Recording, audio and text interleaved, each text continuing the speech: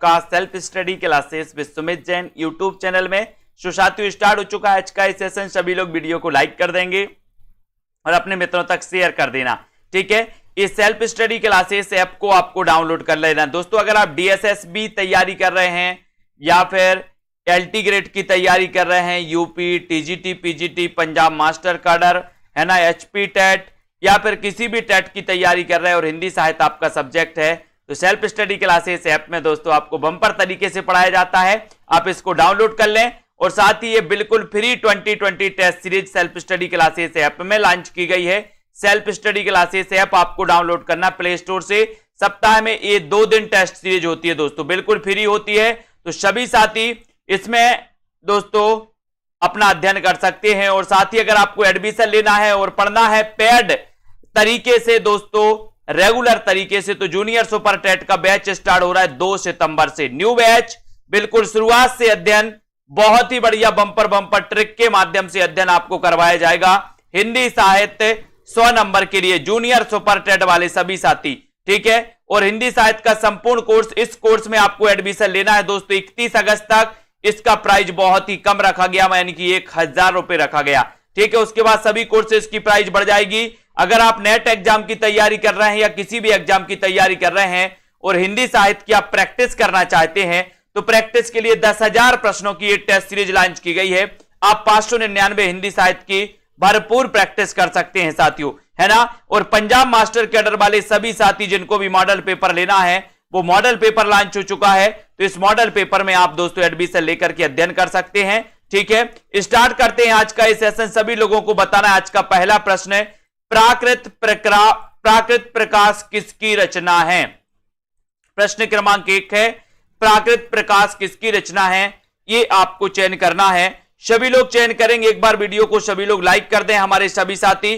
प्राकृत प्रकाश ये किसकी रचना है, ये आपको बताना है। जल्दी से सभी लोग बताएंगे फटाफट से अपना दोस्तों, ये सीरीज चल रही है।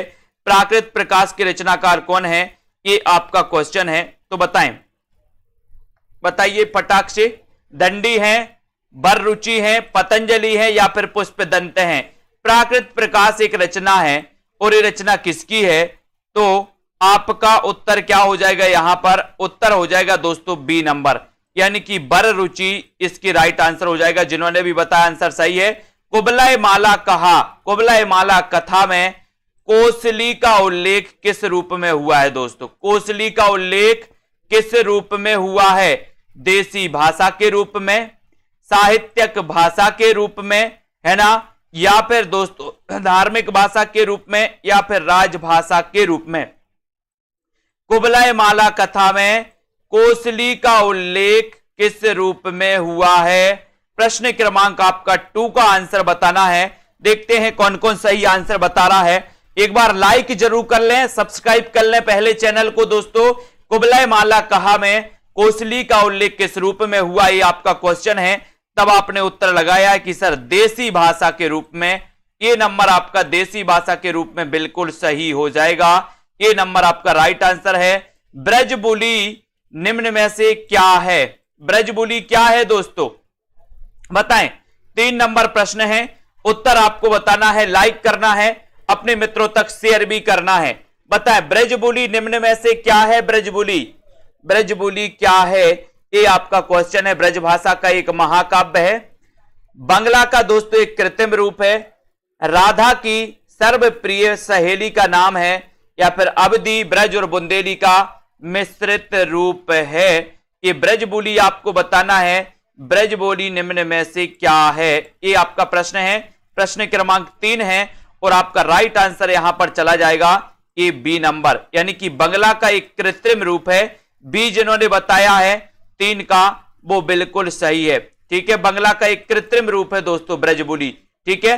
बी नंबर आपका वेरी गुड आंसर। अगला क्वेश्चन है, मानक हिंदी की आधार बोली क्या है, मानक हिंदी की आधार बोली क्या है।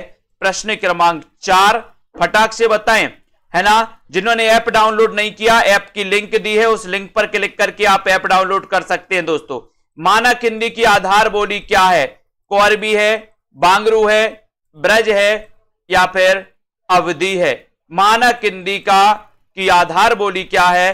प्रश्न क्रमांक आपका 4 और 4 में आपको आंसर बताना। देखते हैं कौन कौन सही आंसर बता रहा है, सभी लोग बताएं। सोनू सिंह जी, और आपका राइट आंसर यहां पर चला जाएगा ए नंबर, यानी कि कोरबी। कोरबी दोस्तों खड़ी बोली का एक अन्य नाम है। क्या खड़ी बोली का एक अन्य नाम क्या है? कोरबी, है ना। और मानक हिंदी की आधार बोली कौन सी है? यहां पर ऑप्शन अनुसार ए नंबर, यानी कि कोरबी। ठीक है, हरियाणी, कोरबी और दक्कनी बोलियों पर किसका प्रभाव है? किसका प्रभाव है बताइए। प्रश्न क्रमांक 5 का आंसर है, 5 का सभी लोग बताएंगे। हरियाणी, कोरबी और दक्कनी बोलियों पर किसका प्रभाव है? जयपुरी का, पंजाबी का, गुजराती का या फिर मराठी का? यानी कि 5 का आंसर आपको चयन करना है, सभी लोग बताएंगे। प्रश्न क्रमांक 5 लाइक कर दें एक बार सभी साथी। हरियाणी, कोरबी और दक्कनी बोलियों पर किसका प्रभाव है दोस्तों? राइट आंसर आपका चला जाएगा पंजाबी का। पंजाबी यानी कि आपका जो बी नंबर है, बी नंबर, ये बी नंबर बिल्कुल सही है। ठीक है, किसका है? पंजाबी का। ठीक है, पंजाबी का प्रभाव है दोस्तों इस पे। अब यहां पर आओ, ब्राह्मी लिपि को किसने डिसाइफर किया था? प्रश्न क्रमांक 6, ब्राह्मी लिपि को किसने डिसाइफर किया था? प्रिंसेप ने? बताइए बताइए रेखा यादव जी, ब्राह्मी लिपि को किसने डिसाइफर किया था? मैक्स मूलर ने, व्हीलर ने या फिर बील ने? यानी कि प्रश्न क्रमांक 6 आंसर आपके हाथ में है, आपको चयन करना है। वीडियो को लाइक करते रहें, अपने मित्रों तक शेयर भी कर दें सभी साथी। सेल्फ स्टडी क्लासेस ऐप की लिंक दी है ऊपर, तो डाउनलोड कर सकते हो। ब्राह्मी लिपि को किसने डिसाइफर किया था?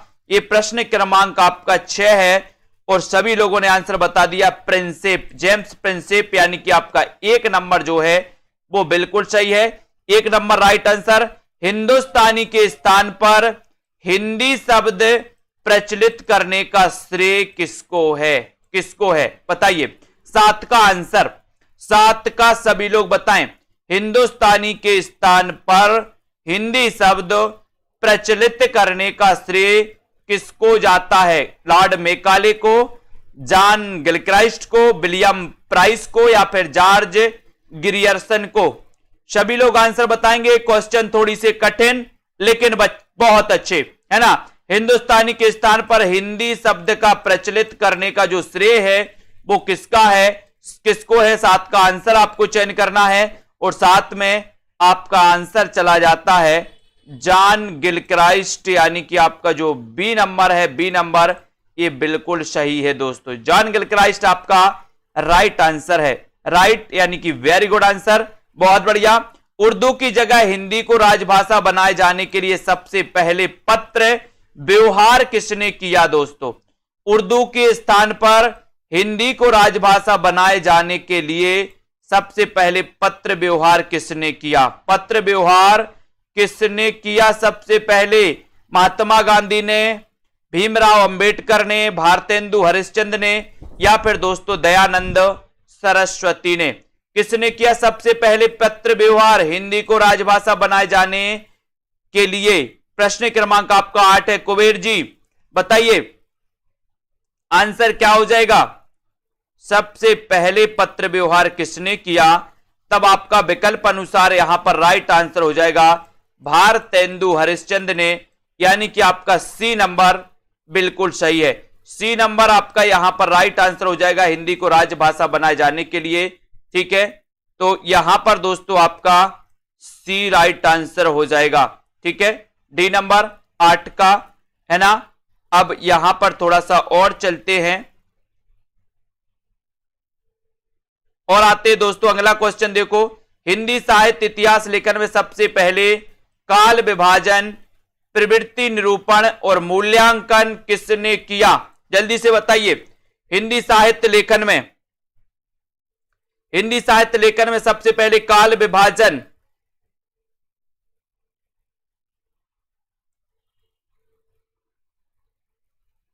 जल्दी बताओ।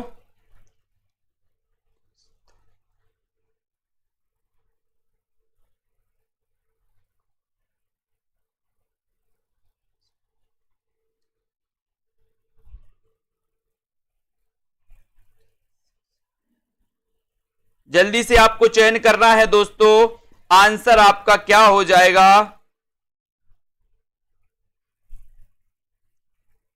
आंसर आपका हो जाएगा प्रश्न क्रमांक 9 में सबसे पहले काल विभाजन और प्रवृत्ति निरूपण में आपका बिल्कुल सही आंसर आया है डॉक्टर ग्रियर्सन, यानी कि डी नंबर आपका बिल्कुल सही। अगला क्वेश्चन देखते हैं दोस्तों। अगला क्वेश्चन बताना है किसके भक्तिपरक गीतों का संकलन अभंग के नाम से जाना जाता है। अभंग के नाम से जाना जाता है, सभी लोग बताएंगे। राइट आंसर क्या है, प्रश्न क्रमांक 10 का आंसर आपको बताना है।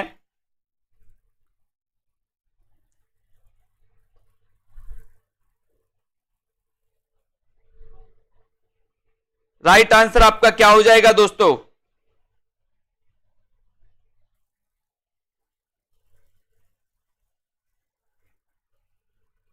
और यहां पर आपका सही आंसर क्या हो रहा है, अभंग के नाम से है 10 का आंसर, और 10 में उत्तर हो जाएगा आपका नामदेव, यानी कि 1 नंबर आपका बिल्कुल सही है।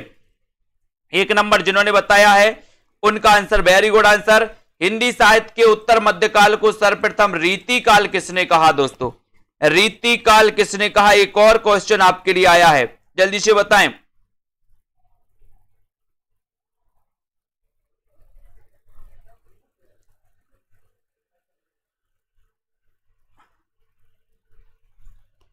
ये आपको बताना है दोस्तों, हिंदी साहित्य के उत्तर मध्यकाल को रीतिकाल सबसे पहले किसने कहा, तो आपका उत्तर हो जाएगा रामचंद्र शुक्ल, यानी आपका बी नंबर बिल्कुल सही हो जाएगा। रामचंद्र शुक्ल आपका राइट आंसर हो जाएगा, बी नंबर। शिक्षा के प्रसार के लिए भारतेंदु ने एक स्कूल खोला था जो अब उन्नति करते करते हरिश्चंद्र डिग्री कॉलेज हो गया। इस स्कूल का आरंभिक नाम क्या था। अच्छा क्वेश्चन है दोस्तों, इस स्कूल का आपको आरंभिक नाम चयन करना है तो करिए। शिक्षा के प्रसार के लिए इन्होंने खोला था, इसका आंसर आपको चयन करना है। शिक्षा के प्रसार के लिए भारतेंदु ने एक स्कूल खोला था, इस स्कूल का नाम आपको बताना है। इस स्कूल का आरंभिक नाम क्या था, आरंभिक नाम जो वर्तमान में जिसका नाम है हरिश्चंद्र डिग्री कॉलेज है ना, और उसका आपको बताना है कि सर इसका जो है प्रारंभिक नाम था चौखंबा स्कूल, यानी बी आपका बिल्कुल सही है, बी नंबर आपका राइट आंसर है। सब बुझे दीपक जलालू है ना, घिर रहा तम आज दीपक रागिनी अपनी जगालू, यह पंक्ति किसकी है। सब बुझे दीपक जलालू घिर रहा तम आज दीपक रागिनी अपनी जगालू, जलालू दोस्तों ये पंक्ति किसकी है। प्रश्न क्रमांक 13 का आंसर बताना है। तेरा मेरा का चक्कर आ गया है, बताएं नीरज कुमार जी। सब बुझे दीपक जलालू घिर रहा है तम आज दीपक रागिनी अपनी जगालू, है ना। यहां पर आपका उत्तर हो जाएगा कि ये जो पंक्ति है दोस्तों, ये पंक्ति है महादेवी वर्मा की। महादेवी वर्मा यानी कि आपका जो डी नंबर है वो बिल्कुल सही है। महादेवी वर्मा जी की पंक्ति है दोस्तों। रणधीर प्रेम मोहिनी नाटक के रचयिता कौन है ना, ये आपको बताना है दोस्तों। हिंदी का प्रथम दुखांत नाटक माना जाता है रणधीर प्रेम मोहिनी। इसके रचनाकार कौन है, रणधीर प्रेम मोहिनी के रचनाकार कौन है, आपको चयन करना है। प्रश्न क्रमांक 14 का आंसर बताना है, बताएं रणधीर प्रेम मोहिनी नाटक के रचनाकार कौन है। अच्छा क्वेश्चन है, बढ़िया प्रश्न है, आपको लाइक शेयर कर देना अपने मित्रों तक, है ना। रणधीर प्रेम मोहिनी नाटक के रचनाकार आपको बताना है, और सीधा आंसर आपका आपने बताया है सी नंबर, वेरी गुड, लाला श्रीनिवास दास। सी नंबर आपका बिल्कुल सही है, ठीक है। स्वर्ग की विचार सभा निबंध कृति के लेखक कौन है दोस्तों। स्वर्ग की विचार सभा निबंध कृति के लेखक कौन है, राधाचरण गोस्वामी, श्रीनिवास दास, भारतेंदु या फिर प्रेमघन। यानी कि आपके पास प्रश्न क्रमांक 15 है। लाइक करना है। सेल्फ स्टडी क्लासेस ऐप की लिंक दी है दोस्तों ऊपर, तो लिंक से आपको ऐप भी डाउनलोड कर लेना है, ठीक है। तो लिंक से आप ऐप को डाउनलोड कर सकते हो। स्वर्ग की विचार सभा निबंध कृति के लेखक कौन है, ये आपको बताना है प्रश्न क्रमांक 15 में, और आपका राइट आंसर हो जाएगा कि सर ये स्वर्ग की विचार सभा यानी कि भारतेंदु जी की ये निबंध कृति है ना। तो आपका यहां पर सी नंबर भारतेंदु जी बिल्कुल सही हो जाएगा, वेरी गुड। बंग महिला की कहानी दुलाई वाली को हिंदी की प्रथम मौलिक कहानी किसने माना? बताइए, बताएं। बहुत बढ़िया क्वेश्चन है। बंग महिला की कहानी है दोस्तों दुलाई वाली। दुलाई वाली किसकी कहानी है? बंग महिला, जिनका वास्तविक नाम था राजेंद्र बाला घोष, है ना। अब दुलाई वाली ये 1907 की कहानी है दोस्तों। कब की है? 1907 की। और हिंदी की प्रथम मौलिक कहानी इसको किसने माना है? प्रश्न क्रमांक 16 है। अच्छा क्वेश्चन है। किसने माना है दुलाई वाली को हिंदी की प्रथम कहानी? बताएं, सभी लोगों को बताना। रामचंद्र शुक्ल लिखा है यहां पर। कौन कौन बता रहा है? बहुत सारे लोगों ने तो आओ देखा ना ताव लगा दिया रामचंद्र शुक्ल, लेकिन आपका उत्तर है राय कृष्णदास। राय कृष्णदास ने दुलाई वाली को हिंदी की प्रथम मौलिक कहानी माना दोस्तों। और दुलाई वाली का रचना काल क्या है? तो 1907 है। डी नंबर आपका यहां पर बिल्कुल सही हो जाएगा। पाप और पुण्य के चिरंतन नैतिक प्रश्न को प्रस्तुत करने वाला उपन्यास कौन सा है? पाप और पुण्य के चिरंतन नैतिक प्रश्न को प्रस्तुत करने वाला उपन्यास कौन सा है? उपन्यास आपको बताना है। पाप और पुण्य के चिरंतन नैतिक प्रश्न को। प्रश्न क्रमांक आपका 17 है। 17 का आंसर आपको चयन करना है। 17 में थोड़े से कठिन प्रश्न हैं, लेकिन अच्छे प्रश्न हैं दोस्तों। बताइए, पाप और पुण्य के चिरंतन नैतिक प्रश्न को प्रस्तुत करने वाला उपन्यास कौन सा है? ये आपका प्रश्न है। और आपने लगाया है कि सर चित्रलेखा। चित्रलेखा ये उपन्यास किसका है? इसका आंसर भी बताना है। चित्रलेखा उपन्यास के रचनाकार कौन है? इसका आंसर भी आपको चयन करना है। यहां पर तो आपका 1 नंबर बिल्कुल सही है। तुलनात्मक आलोचना का जनक इनमें से कौन है? तुलनात्मक आलोचना का जनक इनमें से कौन है? पदम सिंह शर्मा, भारतेंदु हरिश्चंद्र, प्रेमघन या फिर शांति प्रिय द्विवेदी। तुलनात्मक आलोचना का जनक आपको बताना। क्वेश्चन अच्छा है दोस्तों, सभी लोग बताएंगे। तुलनात्मक आलोचना का जनक इनमें से कौन है? बताएं। राइट आंसर आपका क्या हो जाएगा? प्रश्न क्रमांक आपका 18 है। और 18 में सीधा सीधा आंसर आपका जा रहा है कि सर ये पदम सिंह शर्मा है तुलनात्मक आलोचना के जनक। 1 नंबर आपका बिल्कुल सही है। ये नंबर आपका राइट आंसर है। गांधी जी कौन है के लेखक हैं दोस्तों? प्रश्न क्रमांक 19। गांधी जी कौन है, इसके लेखक कौन है? गांधी जी कौन है के लेखक कौन है? प्रश्न क्रमांक 19। 19 का आंसर आपको बताना है। बताएं, सभी लोग बताएंगे। सौरभ वर्मा जी, है ना, बीरेंद्र जी। गांधी जी कौन है, इसके लेखक कौन है? बताओ।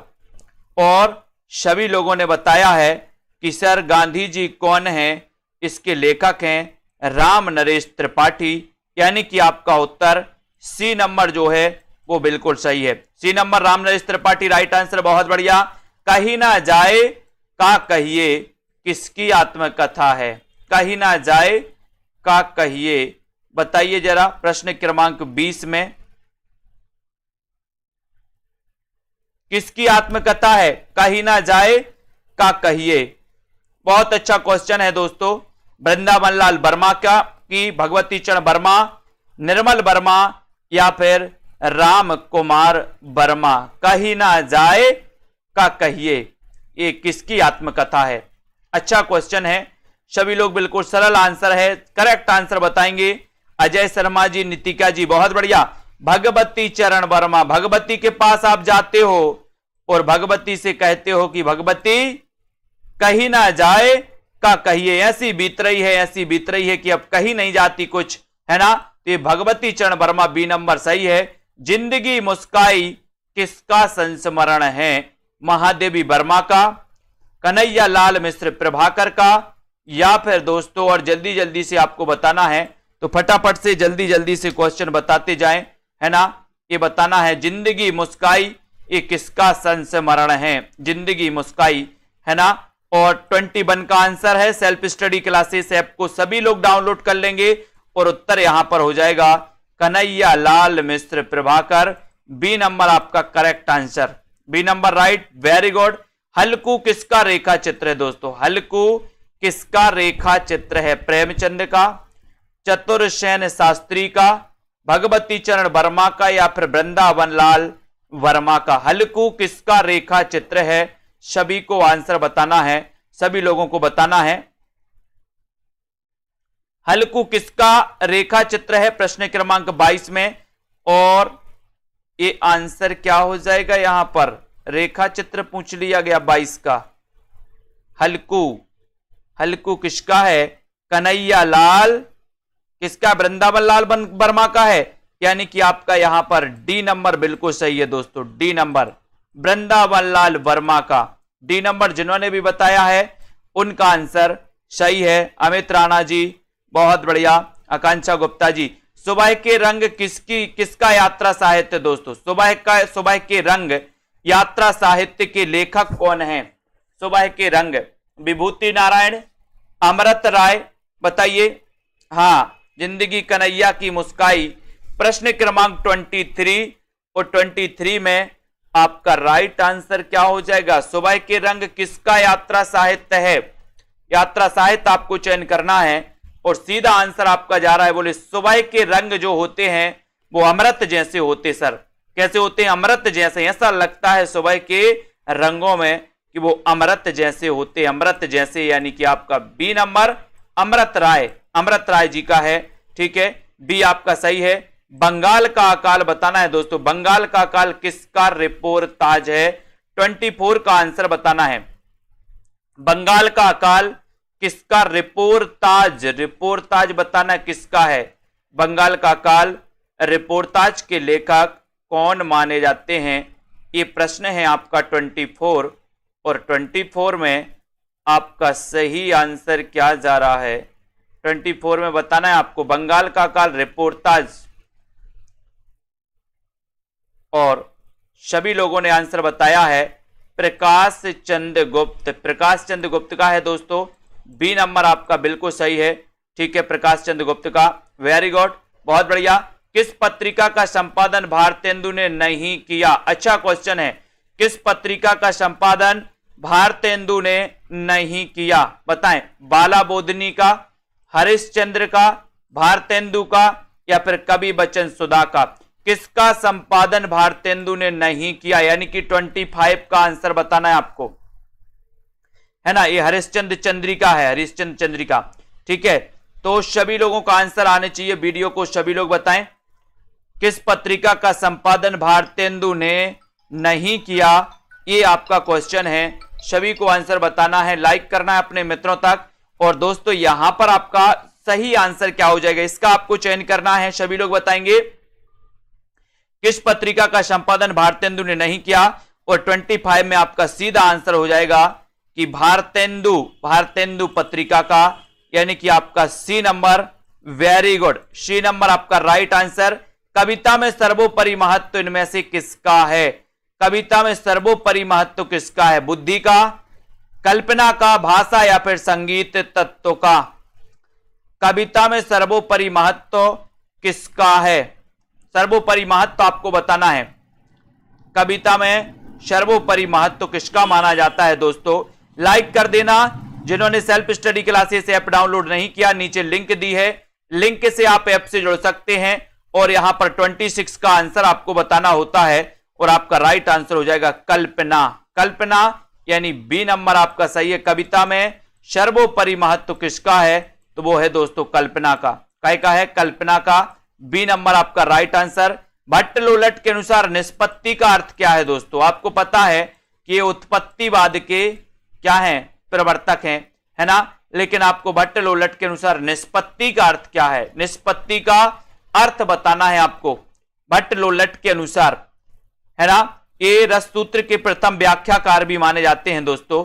ठीक है, ये आपको चयन करना है, 27 का आंसर है, अच्छा क्वेश्चन है। और 27 में आपका सही आंसर हो जाएगा कि सर इन्होंने निष्पत्ति का जो अर्थ लिया है वो लिया है उत्पत्ति, क्या लिया है, उत्पत्ति, यानी बी नंबर, उत्पत्ति आपका सही हो जाएगा, बी नंबर आपका सही हो जाएगा, उत्पत्ति राइट आंसर। ठीक है, जो बनवारी तो सफल, जो बनवारी नेह, जो बनवारी तो सफल, जो बनवारी नेह, कौन सा अलंकार है, 28 का आंसर बताएं। जो बनवारी तो सफल, जो बनवारी नेह, इस पंक्ति में कौन सा अलंकार है, यमक, श्लेष, बीप्सा या फिर चित्र, कौन सा अलंकार है इसमें आपको चयन करना है ना। और सभी से बनेगा लगभग सभी से बनेगा तो 28 का आंसर आपका सीधा जा रहा है दोस्तों, और सीधा जा रहा है यमक अलंकार की ओर। यमक यानी कि ए नंबर आपका बिल्कुल सही है। ए नंबर जिन्होंने बताया है उनका यमक राइट आंसर है ना। रसानुभूति कराने में किस शब्द शक्ति की प्रधानता होती है? रसानुभूति कराने में किस शब्द शक्ति की प्रधानता होती है दोस्तों? अभिधा की, लक्षणा की, व्यंजना की या फिर तात्पर्य की? रसानुभूति कराने में किस शब्द शक्ति की प्रधानता होती है? ये आपका क्वेश्चन है। 29 का आंसर आपको बताना है और आपका सीधा सीधा आंसर जा रहा है यहां पर। रसानुभूति कराने में किस शब्द शक्ति की प्रधानता होती है? राइट आंसर है आपका कौन सा? अविधा। कौन सा है? अविधा, यानी कि ए नंबर आपका सही है। अविधा उत्तम काव्य है, मध्य लक्षणालीन। एक नंबर आपका बिल्कुल राइट आंसर। किसमें मन के निगूढ़ तत्वों की झलक मिल जाती है दोस्तों? मन के निगूढ़ तत्वों की झलक किसमें मिलती है? बिंब में, फैंटेसी में, मिथक में या फिर कल्पना में? यानी कि 30 का आंसर है मन के निगूढ़ तत्वों की झलक किसमें मिलती है? किसमें मिलती है बताइए, किसमें मिलती है? 4 विकल्प हैं, लाइक करिए सभी लोग। मन के निगूढ़ तत्वों की झलक किसमें मिलती है? ये क्वेश्चन है आपका और सभी लोगों का आंसर आ रहा है कि सर मन के निगूढ़ तत्वों की झलक मिलती है फैंटेसी में। क्या है? काय में मिलती है? फैंटेसी में, यानी आपका बी नंबर बिल्कुल सही है। B number, very good. B number, fantasy में मन के निगूढ़ तत्वों की झलक मिलती है दोस्तों। किसने घोषित किया आदर्श गणराज्य में कवियों का कोई स्थान नहीं है? किसने घोषित किया आदर्श गणराज्य में कवियों का कोई स्थान नहीं है? बताएं, किसने घोषित किया आदर्श गणराज्य में कवियों का कोई स्थान नहीं है? प्लेटो ने, अरस्तु ने, होमर ने या फिर लॉन्जाइनस ने? किसने घोषित किया दोस्तों? अच्छा क्वेश्चन है। 31 का आंसर है ना।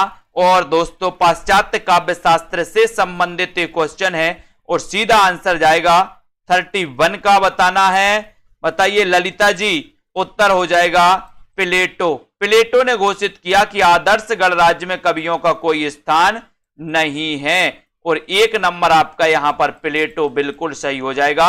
ये नंबर आपका राइट आंसर हो जाएगा 31 का ए। काव्य में औदात्य का ह्रास करने वाला तत्व कौन सा है? काव्य में औदात्य का ह्रास करने वाला तत्व कौन सा है दोस्तों? साधु भाषा, है ना, विचारोद भावना की क्षमता, अति संक्षिप्तता या फिर समुचित अलंकार? काव्य में औदात्य का ह्रास करने वाला तत्व कौन सा है? चयन करिए सभी लोग। 32 का आंसर, काव्य में औदात्य का ह्रास करने वाला तत्व कौन सा है? 32, साई सृष्टि जी, विवेक यादव जी बताइए, काव्य में औदात्य का ह्रास करने वाला तत्व कौन सा है? 32 का आंसर बताना है और आंसर हो जाएगा दोस्तों औदात्य तत्व का ह्रास करने वाला जो है अति संक्षिप्तता। अति संक्षिप्तता यानी कि आपका सी बिल्कुल सही है। C number right answer. ठीक है, बहुत बढ़िया। अगला क्वेश्चन है, अपभ्रंश शब्द है दोस्तों। अपभ्रंश कौन सा शब्द है? तत्सम है, तद्भव है, देशज है या फिर विदेशी है? अपभ्रंश किस प्रकार का शब्द है ये आपको चयन करना है। लाइक करते रहे सभी साथी, वीडियो को शेयर भी कर दें दोस्तों, है ना। और अपभ्रंश शब्द आपको चयन करना है कि ये किस प्रकार का शब्द माना जाता है। सेल्फ स्टडी क्लासेस ऐप को जरूर डाउनलोड कर लें सभी साथी और दोस्तों अपने अध्ययन में लग जाएं। अपभ्रंश किस प्रकार का शब्द है ये आपको चयन करना है और बहुत ही अच्छा प्रश्न है। राइट आंसर आपका हो जाएगा यहां पर कि सर अपभ्रंश जो है ये तत्सम शब्द है। एक नंबर आपका बिल्कुल सही हो जाएगा। अपभ्रंश क्या होता है? तत्सम शब्द होता है दोस्तों। तत्सम यानी कि ये नंबर आपका बिल्कुल सही। अवधी बोली को गांव की भाषा किसने कहा? अवधी बोली को गांव की भाषा किसने कहा? मुल्ला दाऊद ने, तुलसीदास ने, हृदय राम ने या फिर दोस्तों जान कवि ने? अवधी को गांव की भाषा किसने कहा? अवधी को गांव की भाषा किसने कहा? बताइए ममता जी, एस कांत जी, अभिलाषा गुप्ता जी, अवधी को गांव की भाषा किसने कहा है? ये 34 का आंसर है। 34 में आपको चयन करना है और आंसर हो जाएगा दोस्तों, किसने कहा है? तुलसीदास ने। किसने कहा है? तुलसीदास ने। यानी कि दोस्तों आपका जो बी नंबर है, अवधि को गांव की भाषा कहा है तुलसीदास। ठीक है, आपका बी नंबर बिल्कुल सही हो जाएगा, है ना। बी नंबर जिन्होंने बताया राइट आंसर। किस जिले की ब्रज भाषा पर कन्नौजी का प्रभाव है दोस्तों? किस जिले की ब्रज भाषा पर कन्नौजी का प्रभाव है? 35 का आंसर। 35 में थोड़ा सा कठिन प्रश्न है लेकिन अच्छा क्वेश्चन है। किस जिले की ब्रज भाषा पर कन्नौजी का प्रभाव है? बताइए। ब्रज भाषा पर कन्नौजी, किस जिले की ब्रज भाषा पर कन्नौजी का प्रभाव है? इसका आंसर आपको चयन करना है। और बोले सर आज के प्रश्नों में तो कान खड़े हो गए। खड़े हो गए, कोई बात नहीं, लेकिन उत्तर आपको बी लगाना है, बरेली। बरेली की दोस्तों ब्रज भाषा पर कन्नौजी का प्रभाव है। बी नंबर आपको बिल्कुल सही हो जाएगा। बी जिन्होंने बताया है ना, जिसे हम शुद्ध हिंदी कहते वस्तुतः वह है। वह क्या है दोस्तों? 36 का आंसर। 36 में आपको चयन करना है, जिसे हम शुद्ध हिंदी कहते हैं वह है मातृभाषा, साहित्यक भाषा, मानक भाषा या फिर देव भाषा। बताएं, जिसे हम शुद्ध हिंदी कहते हैं वह क्या है दोस्तों? वह क्या है? रामदयाल जी, नीरज जी, प्रश्न क्रमांक 36 का आंसर, जिसे हम शुद्ध हिंदी कहते हैं वस्तुतः वह क्या है? 36 का आंसर। और 36 में आपका बिल्कुल सही आंसर जा रहा है, सही जा रहा है। वह है दोस्तों मानक भाषा। वह क्या है? मानक भाषा है। सी नंबर आपका बिल्कुल सही है। ठीक है, वेरी गुड। खड़ी बोली को कौरवी किसने कहा दोस्तों? खड़ी बोली को कौरवी किसने कहा, है ना। अपन जानते हैं कि खड़ी बोली का एक अन्य नाम है कौरवी। खड़ी बोली का एक अन्य नाम क्या है? कौरवी। लेकिन खड़ी बोली को कौरवी कहा किसने है? एक क्वेश्चन भी आपको पता होनी चाहिए। ग्रियर्सन ने, गिलक्राइस्ट ने, हरदेव बाहरी या फिर राहुल सांकृत्यायन ने। खड़ी बोली को कौरवी किसने कहा है? बताइए, सभी लोग बताना है। 37 का आंसर है और बहुत बढ़िया प्रश्न है दोस्तों। और यहां पर सभी लोगों ने बताया है राहुल सांकृत्यायन ने। खड़ी बोली को कौरवी किसने कहा है? राहुल सांकृत्यायन। डी नंबर आपका बिल्कुल सही हो जाएगा। D number, very good. Nashik के व्यंजनों का एक अन्य नाम क्या है दोस्तों? इसे संयुक्ताक्षर कहते हैं, इसे पंचमाक्षर कहते हैं, इसे मूलाक्षर कहते हैं या इसे बद्धाक्षर कहते हैं। नासिक के व्यंजनों का एक अन्य नाम क्या है? 38 का आंसर आपको चयन करना है। सभी साथी सेल्फ स्टडी क्लासेस ऐप को जरूर डाउनलोड कर लें। ऊपर लिंक दी है, तो लिंक से आप सेल्फ स्टडी क्लासेस ऐप को डाउनलोड कर सकते हो। नासिक के व्यंजनों का एक अन्य नाम क्या है? ये आपका क्वेश्चन है। 38 का आपको उत्तर बताना है दोस्तों। सभी लोग बताएंगे और सीधा आंसर आपने बताया कि सर इसे पंचमाक्षर कहते हैं। नासिक के व्यंजनों को पंचमाक्षर कहा जाता है। यानी कि आपका जो 2 नंबर है वो बिल्कुल सही है। बी नंबर आपका सही है। हिंदी को आर्य भाषा किसने कहा दोस्तों? हिंदी को आर्य भाषा किसने कहा? दयानंद सरस्वती ने, सितारे हिंद ने, केशव चंद्र सेन या फिर शारदा चरण मित्र ने। हिंदी को आर्य भाषा किसने कहा? यह अच्छा क्वेश्चन है। प्रश्न क्रमांक 39 है। लाइक करते रहें, शेयर करते रहें अपने मित्रों तक दोस्तों, और अपने सभी साथियों को जिनको भी कोर्स में एडमिशन लेना है जूनियर टेट का 2 सितंबर से हिंदी 100 नंबर हिंदी के लिए दोस्तों एक नया बैच स्टार्ट हो रहा है 2 सितंबर से, है ना, जूनियर टेट वालों का। तो वो सभी साथी जिनको भी एडमिशन लेना है एडमिशन ले सकते हैं। 31 अगस्त तक इसकी फीस मात्र 1000 रखी गई है। उसके बाद सभी कोर्स की फीस बढ़ जाएगी। हिंदी को आर्य भाषा किसने कहा? 39 का प्रश्न है। और 39 में सभी लोगों ने बता दिया कि सर दयानंद सरस्वती, यानी कि ये नंबर। बोले क्यों कहा? बोले दया आ गई थी, दया। तो ये नंबर आपका बिल्कुल सही है। राजभाषा हिंदी देश की एकता को कश्मीर से कन्याकुमारी तक अधिक सुदृढ़ बना सकेगी। ये कथन किसका है? राजभाषा हिंदी देश की एकता को कश्मीर से कन्याकुमारी तक अधिक सुदृढ़ बना सकेगी। ये कथन किसका है? सच्चिदानंद सिन्हा का, डॉक्टर राजेंद्र प्रसाद का, शिव प्रसाद सितारे हिंद का या फिर श्यामा प्रसाद मुखर्जी का। 40 का आंसर है। बताइए सभी लोग, 40 में आपका राइट आंसर क्या हो जाएगा, जल्दी जल्दी बताएंगे। और सेल्फ स्टडी क्लासेस ऐप को डाउनलोड कर लेंगे। और सभी का आंसर आया है कि सर ये कहा है डॉक्टर राजेंद्र प्रसाद ने। राजभाषा हिंदी देश की एकता को कश्मीर से कन्याकुमारी तक। बी नंबर आपका बिल्कुल सही है। 10,000 प्रश्नों की, जिनको भी हिंदी साहित्य की प्रैक्टिस सेट लगाना, प्रैक्टिस टेस्ट लगाना है, 10,000 क्वेश्चन की दोस्तों एक प्रैक्टिस सेट लॉन्च की गई है मात्र 599 में, है ना। हिंदी के विधेयवादी साहित्य इतिहास के आदम प्रवर्तक शुक्ल जी नहीं प्रत्युत ग्रियर्सन हैं। ये किसने कहा है दोस्तों, ये कथन किसका है? हिंदी के विधेयवादी साहित्य इतिहास के आदम प्रवर्तक है ना, शुक्ल जी नहीं प्रत्युत ग्रियर्सन हैं। ये कथन किसका है? ये कथन आपको बताना है गारसा दत्तासी का, नलिन बिलोचन शर्मा का, हजारी प्रसाद द्विवेदी या फिर राम कुमार वर्मा का। किसका है दोस्तों? हिंदी के विधेयवादी साहित्य इतिहास के आदम प्रवर्तक शुक्ल जी नहीं प्रत्युत ग्रियर्सन है। ये कथन है प्रोफेसर नलिन बिलोचन शर्मा का, यानी कि आपका 41 का बी नंबर बिल्कुल सही है। बी नंबर जिन्होंने बताया right answer, very good. Nammalvar के गीतों का सबसे पहले संपादन किसने किया? नम्मालवार के गीतों का सबसे पहले संपादन किसने किया दोस्तों? संत एकनाथ ने, नाथ मुनि ने, ज्ञानेश्वर ने या फिर नामदेव ने? नम्मालवार के गीतों का सबसे पहले संपादन किसने किया? ये क्वेश्चन आपको बताना है पीके मौर्जी अनीता जी, प्रश्न क्रमांक 42 में।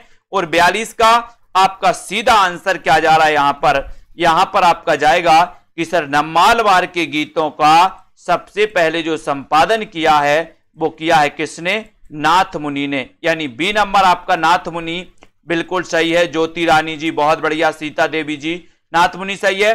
रीतिकालीन कवियों पर भाषा में मिश्रण करने एवं व्याकरण के नियमों की अवहेलना करने का आरोप किस आलोचक ने लगाया है?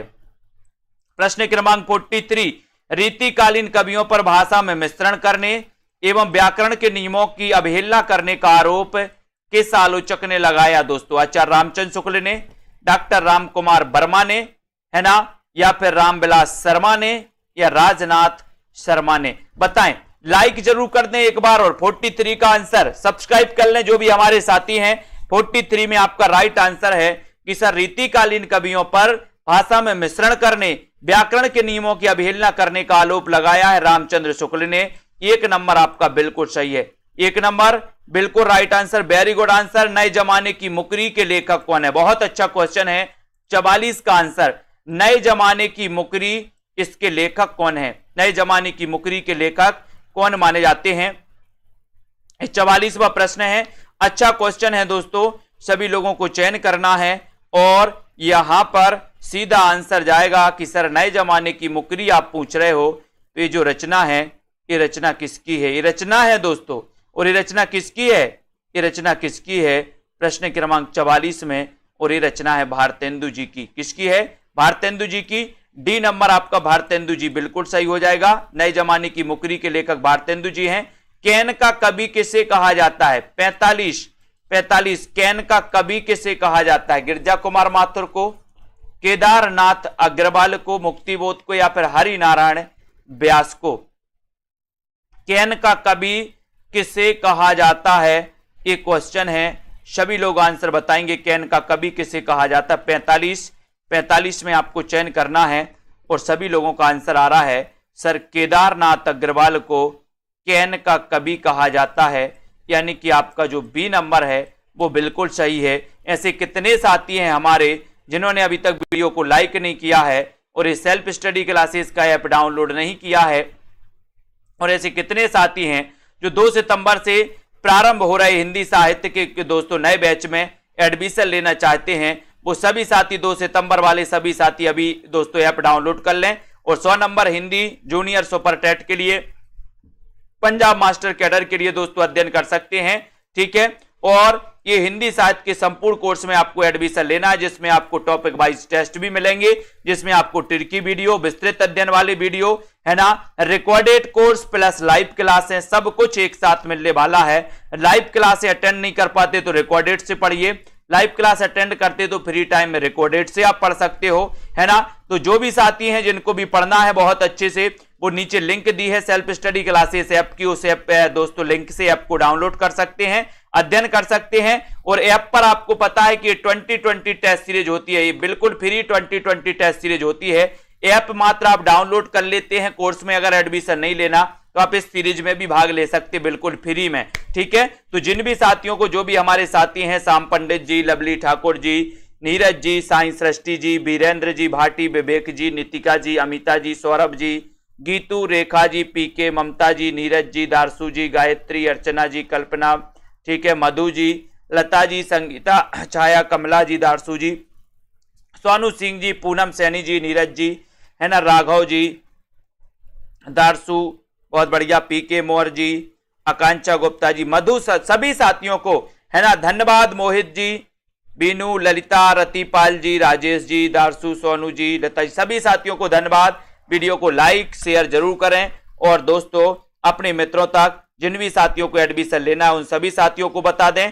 Self study classes app download कर लें। निष्ठा जी, बीनू, सरोज जी, बहुत बढ़िया, बाल गोविंद जी हैं, है ना, ब्रिज जी हैं, कल्पना, निशा जी हैं, है ना, और गायत्री, अशोक, संजय पाठक जी, सभी साथियों को धन्यवाद। वीडियो को लाइक शेयर करते रहें। बबीता जी, पूजा जी, विजय जी, ललित जी, अशोक जी, पूनम, ममता जी, है ना, और दोस्तों तरकेश पाल जी, जया जी, कान्हा जी, धन्यवाद। अजय शर्मा जी, उदय यादव जी, आकांक्षा जी, धन्यवाद सभी साथियों को। सोनू सिंह जी, जय